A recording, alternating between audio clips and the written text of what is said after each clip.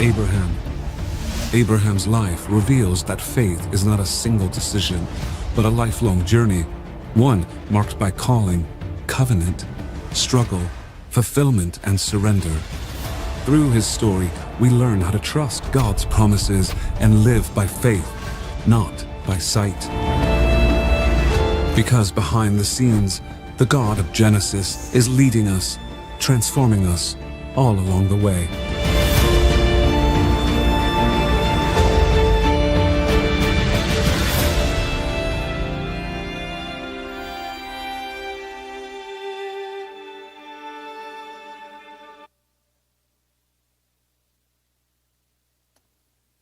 Once again, good morning. Welcome to CrossWalk Church. I'm Pastor Tim. If we have not met yet, I look forward to meeting you after church out on the patio.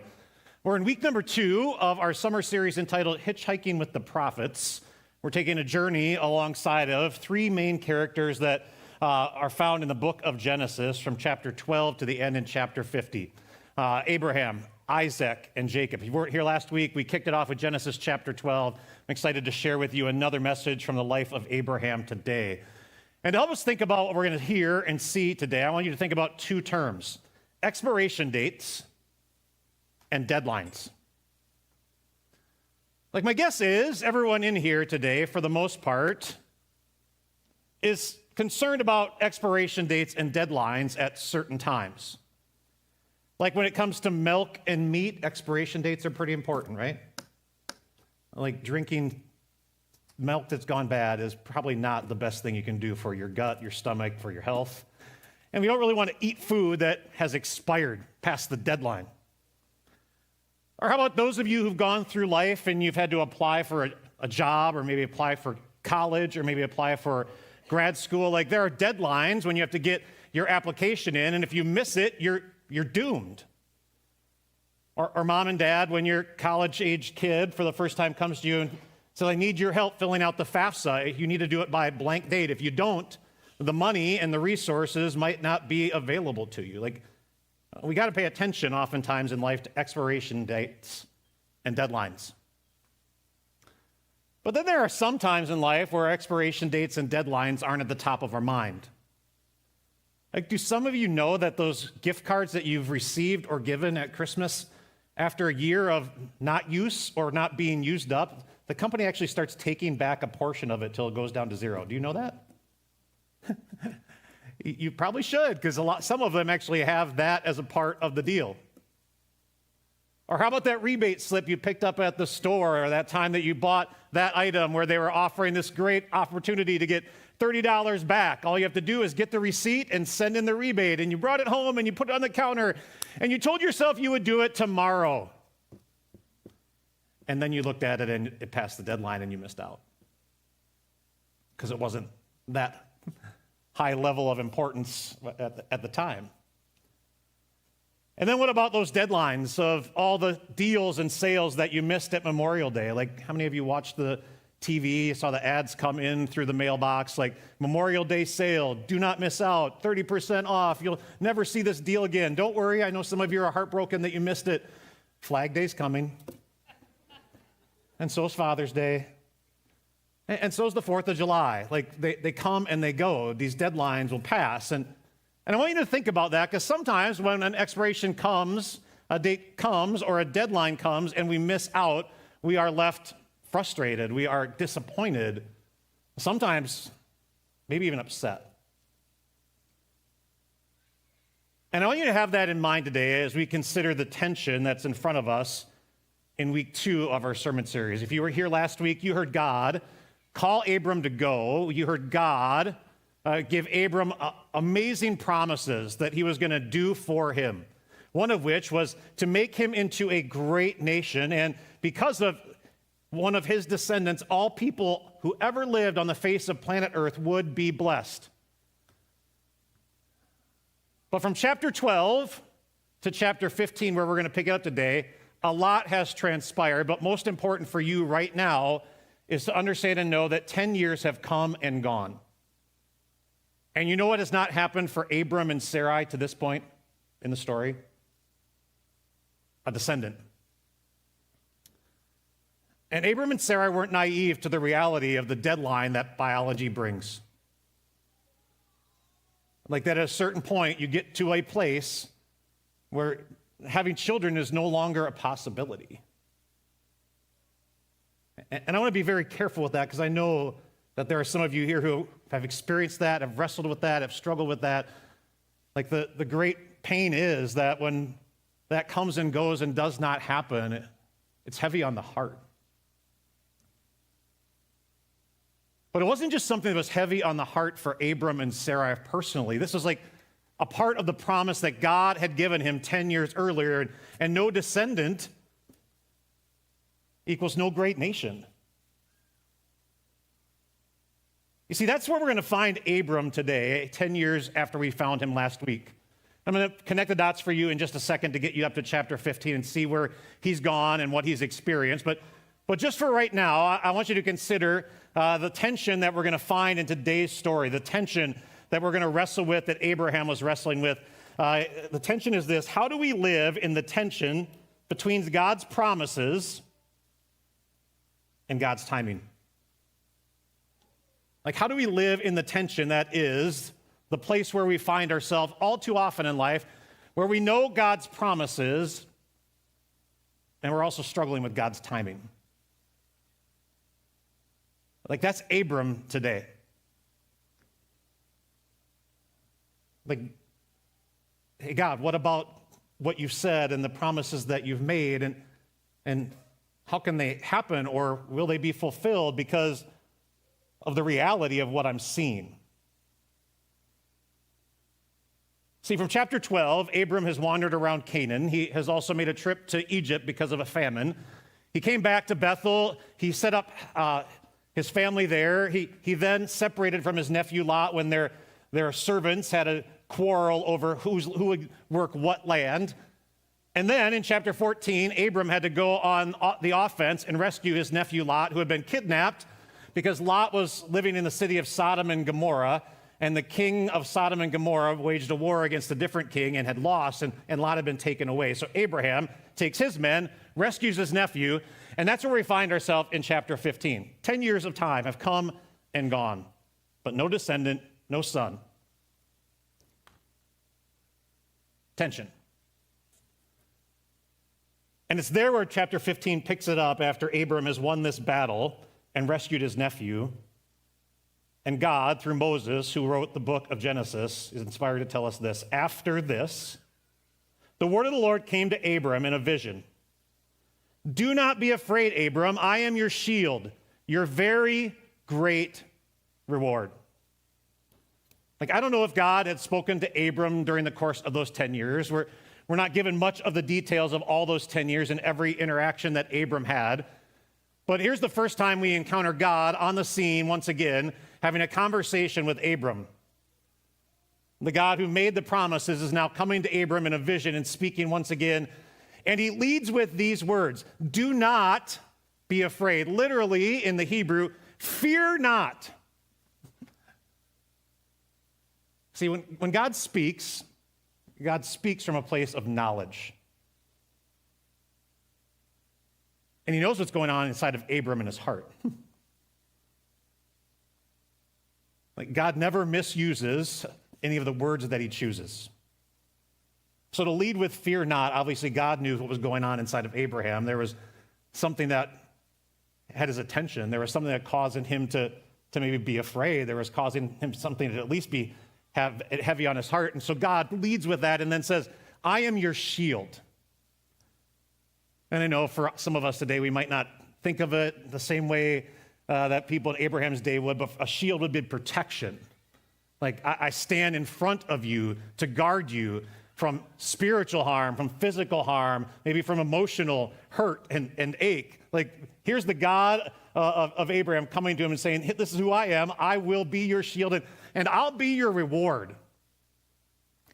Which is really interesting, because if you end chapter 14 and you read through it, it's kind of a crazy little interaction with this king of Salem called Melchizedek. Abram's come back from war. He's brought all the plunder. He rescued his nephew, and he meets up with this king, and The king blesses Abram. Abram offers to give him 10%, a tithe of all the plunder. And then the king of Sodom, who Abram had rescued, said, "You keep everything, just give me back my people." And Abraham declines all the rest of the plunder. So Abraham takes nothing, like the reward, because it's not his. And here God says, "I'm your reward." Now, who of you wouldn't like to hear those words from God? I'm your shield. Like, I'm the thing that's going to help protect you and defend you against spiritual enemies, against earthly enemies, against emotional issues. Like, I'd love to hear it. I'm your great reward. Like, God has something amazing for me. A reward is an amount of money, some kind of possession, something that will bless me in some material way. And God leads with that, but Abraham's heart and head have something else that are weighing on him heavily. Like, look at where Abram goes to God's amazing words. But Abram said, "Sovereign Lord, what can you give me, since I remain childless, and the one who will inherit my estate is Eliezer of Damascus?" And Abram said, "You have given me no children, so a servant in my household will be my heir." Like, isn't this the honest struggle of being full of faith at times? We wrestle with that tension in the here and now of God's promises, but God's timing. Like, God, I heard your promises. Like, they're still as fresh in my mind today as they were 10 years ago when you called me to go. Like, I know what you said. I know what you predicted. I know what you promised, that I would have numerous descendants, but I have zero. And if you're my great reward, as much as you can give me and as much as I can possess, all the things that I have, when I die, they're going to go to someone who is not my blood and is not my son.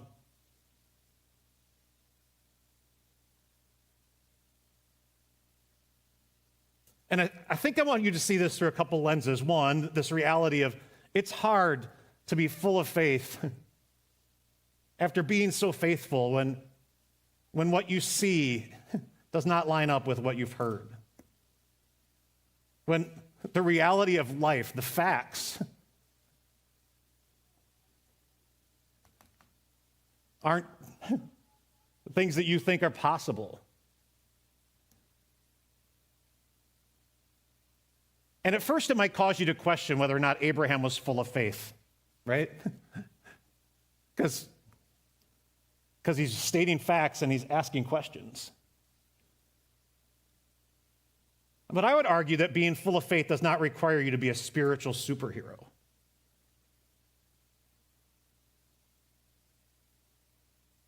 Normal human beings wrestling with the tension can still be full of faith.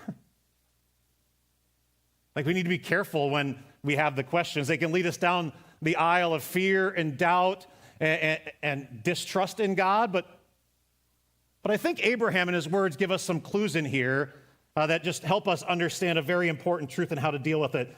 If you're taking notes for today, like, Abraham's thinking very logically. I have no children. I've been faithful. God, I believe in you. I've listened to you.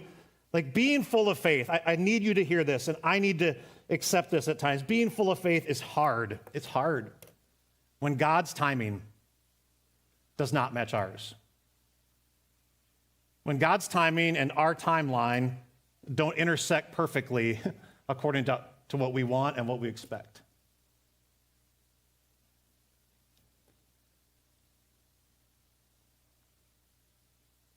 And you can go one of two ways down this road as we're hitchhiking with Abram, like at this fork in the road when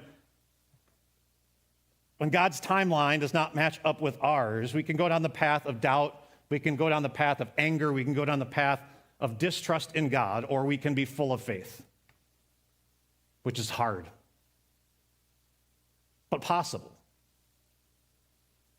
And you know why I would argue that here, as you're going to see in this verse and also in the ones that follow, that Abraham is understanding who God is and what God said and is still full of faith. He leads with these words like God led with specific ones for him. He leads with these words, sovereign Lord. That's how it's translated for you and for me.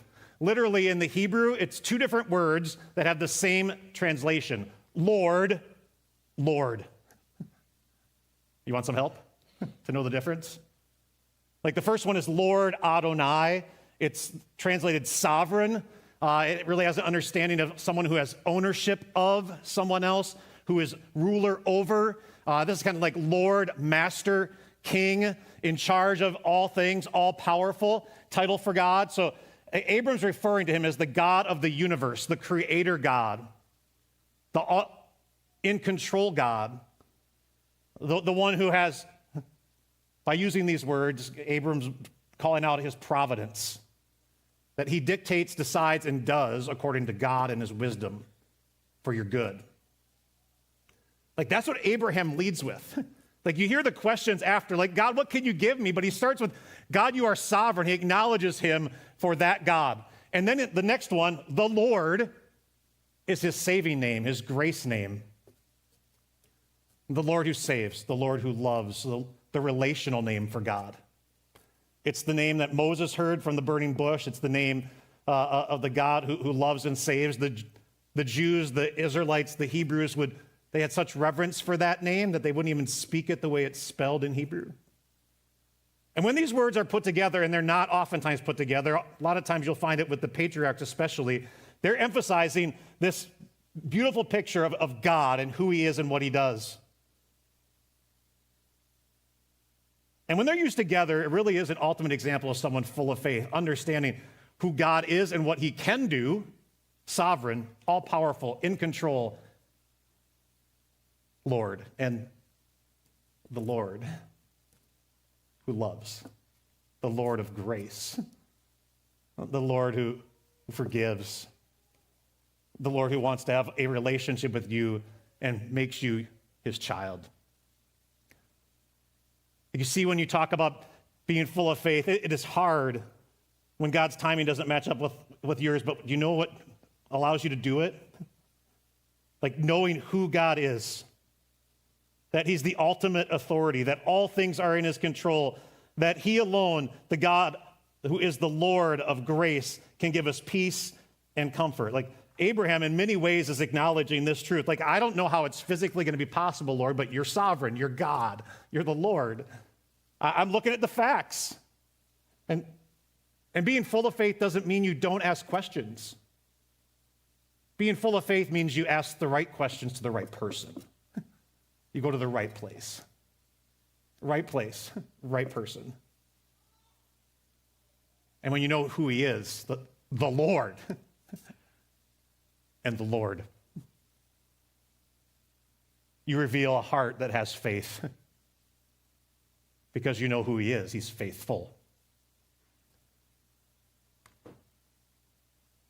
And here's what God says in response. The word of the Lord came to him.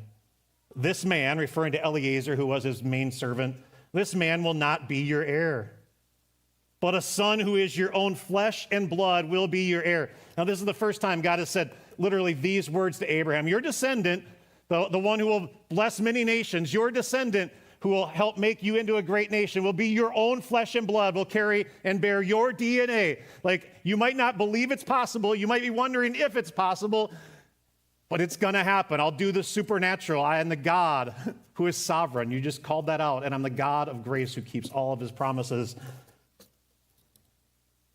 And so God took him outside and said, look up at the sky, count the stars, if indeed you can count them.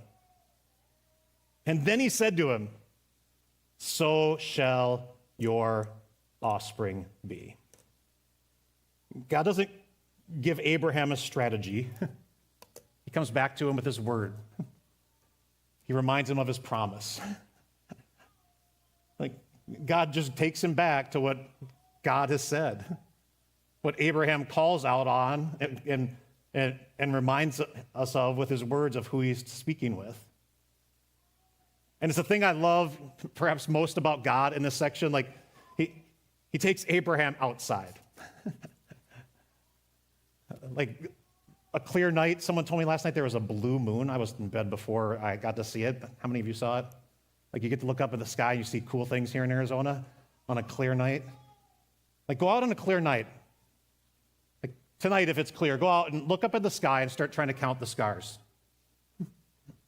Like give yourself a little bit of time. Like Abraham, who asks God, who sees the facts, who's wrestling with the tension. God takes him outside and says, look up at the stars in the sky and try and just count them. That's how numerous your offspring will be.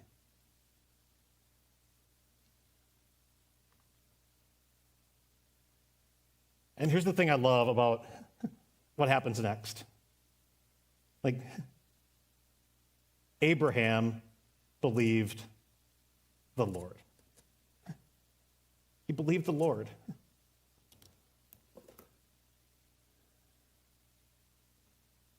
And Abram never saw his descendants countless like the stars. But by the time of the person who was the author of this book of Genesis, Moses lived, the people of God numbered 2 million plus. I'm pretty sure I wouldn't be sitting outside tonight long enough to count the 2 million stars. I'd be confused by the time I got to about 10 and think I had maybe counted them twice. It's 400 years down the road when this will happen.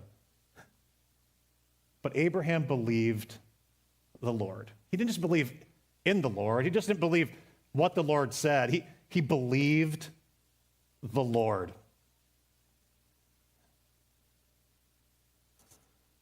He was full of faith.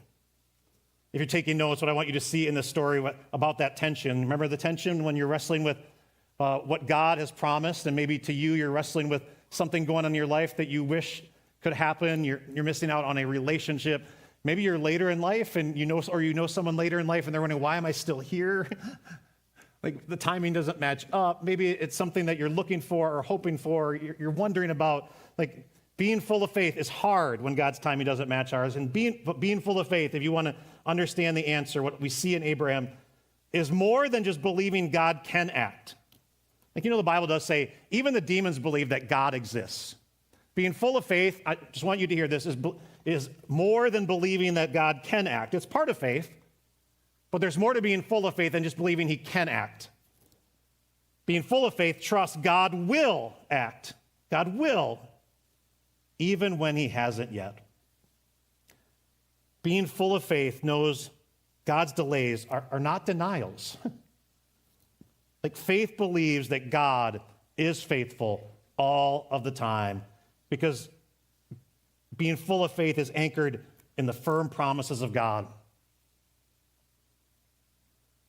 And God has a perfect historical track record of keeping every last promise. It's the beauty of the Bible. Like prediction after prediction, prophecy after prophecy. When you read through the Old Testament and you read in the New Testament, when you read books like Daniel and Revelation and some of the things that they predict, which are super intriguing and very confusing, like God has always gotten it right every time.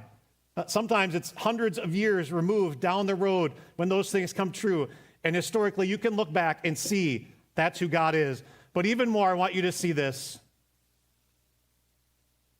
Like Abram believed what the Lord said. And you and I live in light of the greatest promise God ever kept through one of Abraham's descendants.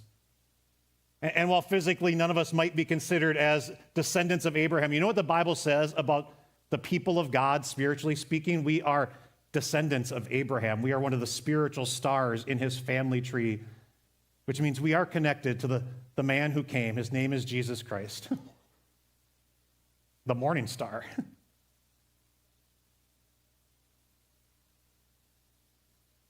The Star of David, the descendant of Abraham. Like being full of faith, understands and knows the promises of God, and we live in a time and age where there is still that tension, and it's hard when our timing doesn't match God's, but it trusts God will even when he hasn't yet, because God always has, which means God always will. And you know what the rest of that verse says after the first part of verse 6? Abraham believed the Lord and he credited it, God credited it to him as righteousness. Like faith in God, faith is in the object. Abraham is declared righteous not because his faith is strong, not because he was just a more faithful person, but because faith was in God who was faithful. And faith in God, saving faith, by the gift of God, the grace of God, faith in him, we get credited the righteousness that Jesus won, the descendant of Abraham. Like God credited it to Abraham as righteousness, not guilty. Even though Jesus had not yet come, Abraham believed and God gave him a not guilty verdict because he trusted in God. And that's the verdict God has for you and for me by faith. Not because we are so faithful and not because we are full of faith all the time, but because he is full of faith and faithful to all of his promises. And that in and of itself can make a great sermon. Like God needed to say no more to Abraham. But you know what God comes back to? Another promise. And it's important because it's in the same chapter. So God goes on and says this, I am the Lord who brought you out of Ur of the Chaldeans to give you this land to take possession of it. But Abram said, Sovereign Lord, Lord, how can I know that I will gain possession of it? Like the first one is supernatural, but you know what land and property is? It's acquisitional. Like if you want to own land, you buy it, you acquire it, right?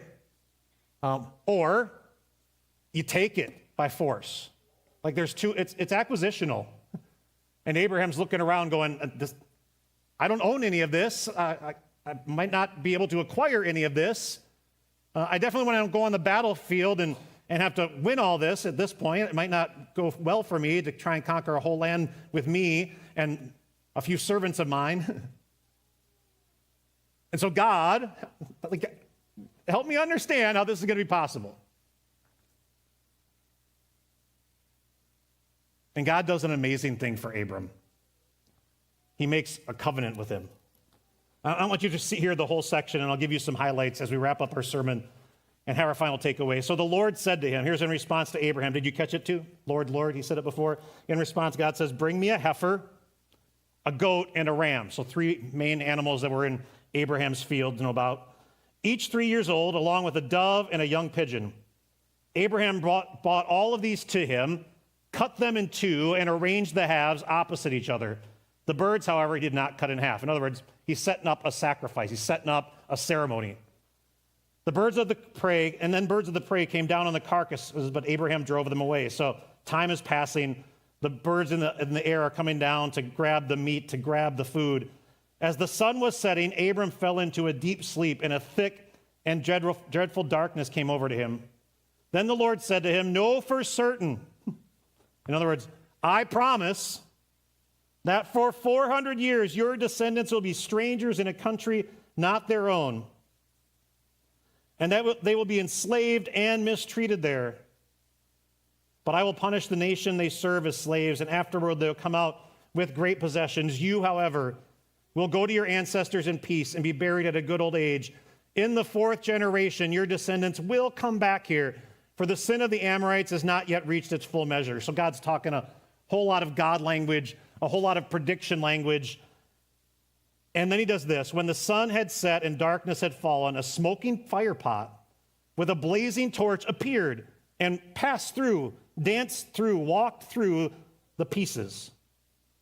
On that day, the Lord made a covenant with Abram and said, to your descendants, I give this land, from the Wadi of Egypt to the great water of the Euphrates, the land of the Kenites, the Kenizzites, the Kadmonites, the Hittites, the Perizzites, the Raphites, the Amorites, the Canaanites, the Girgashites, and the Jebusites. I just left that in there because I wanted to prove to you I could read it. There's a whole lot of ites and a whole lot of people that this land belonged to that God was going to give to them. You don't have to buy it. You're not going to have to earn it. I'm going to give it to your people.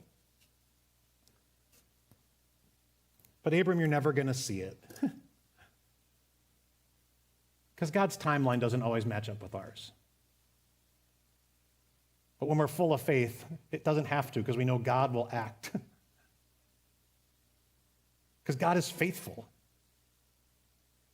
Like, you might wonder why this is included, what's going on here. A couple things. One is obviously there's a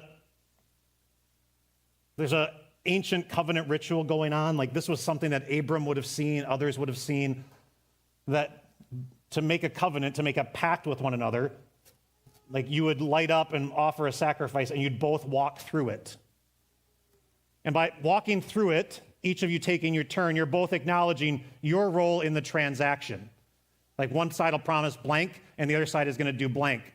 The one side promises blank, the other side says, I will do blank. Like, that's what a covenant normally is. It's a pact. Did you notice that Abram never walked through the middle of the animals that he cut up as a part of the covenant? God causes him to fall into a deep sleep, and then God allows him to have sensory overload. Things that he touched, things that he smelled, and then things that he saw reminded him very clearly of God, who is Lord, and God, who is grace. And God passed through. God made the pact. God took all of the responsibility. None on Abraham. This is a one-sided covenant. The kind any of us would love to have, where the other party is responsible for all the doing, and we are the one being blessed by all the receiving.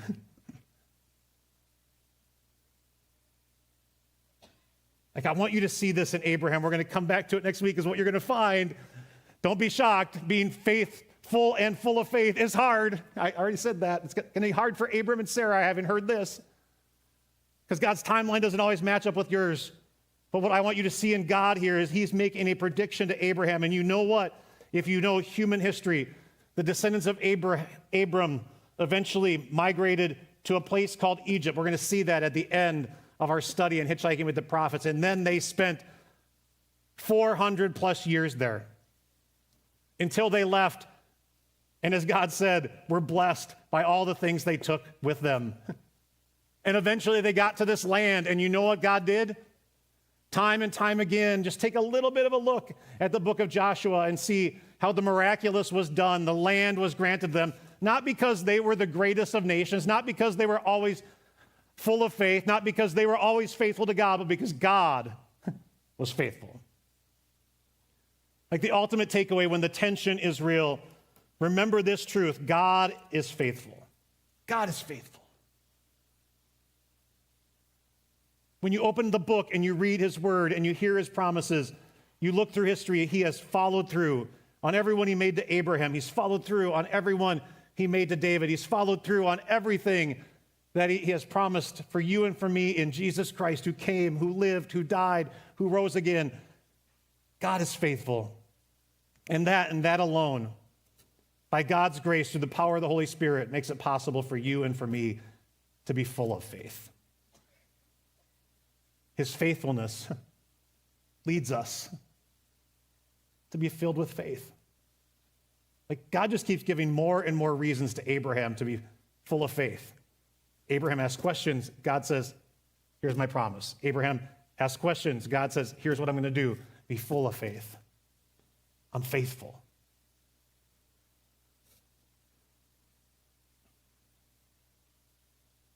Like, it's kind of like the back and forth, God and Abram here. I'm faithful, be full of faith. But God, I'm faithful, be full of faith.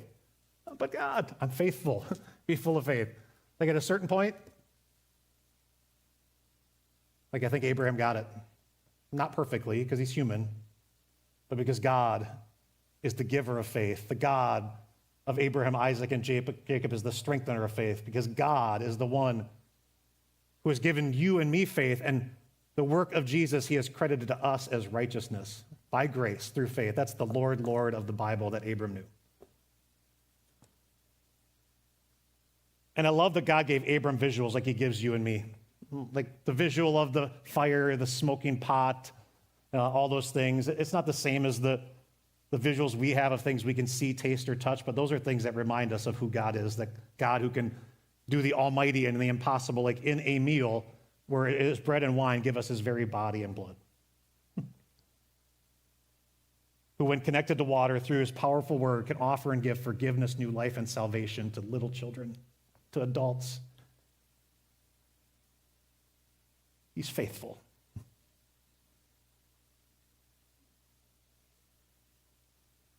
So the next time you go outside, I think I have a picture, if maybe not, like look up at the stars.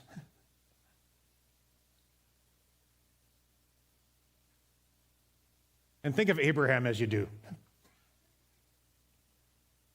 The person living in the tension of the promises of God and the timeline that don't line up and what we see.